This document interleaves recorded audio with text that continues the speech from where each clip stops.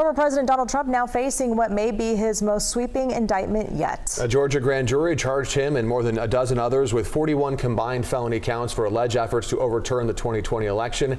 KCRA 3's Kaylin Norwood takes a closer look at the charges. Lisa, in Trump's fourth indictment, he's facing 13 felony charges, and one is normally associated with organized crime.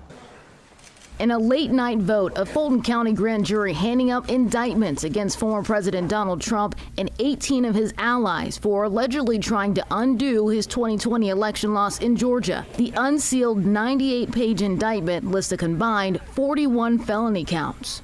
Every individual charged in the indictment is charged with one count of violating Georgia's Racketeer, Influenced, and Corrupt Organizations Act. Legal experts say that charge is the most serious. They are establishing that there was a scheme, a conspiracy to affect the vote in many states, especially Georgia, and that it involved criminal acts. Some of those alleged acts include trying to get Georgia's Secretary of State Brad Raffensperger to violate his oath and find votes, attempting to persuade Georgia lawmakers to appoint a new slate of electors in Trump's favor, and making false statements to Georgia election officials, for example, saying hundreds of thousands of votes were dropped mysteriously into the rolls. The indictment also references dozens of unindicted co-conspirators, something legal experts say could mean the district attorney has people ready to cooperate. And I suspect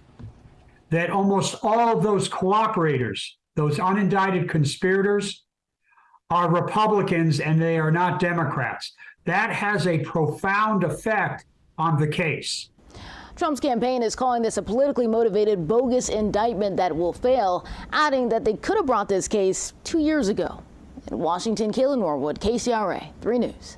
The district attorney office says her office is seeking a trial in the next 6 months. She intends to try the defendants collectively, but a legal expert tells Kaylin that's unlikely to happen. He suggests the trial will likely be split up into different phases and at least a year away. The defendants have until next Friday to voluntarily surrender.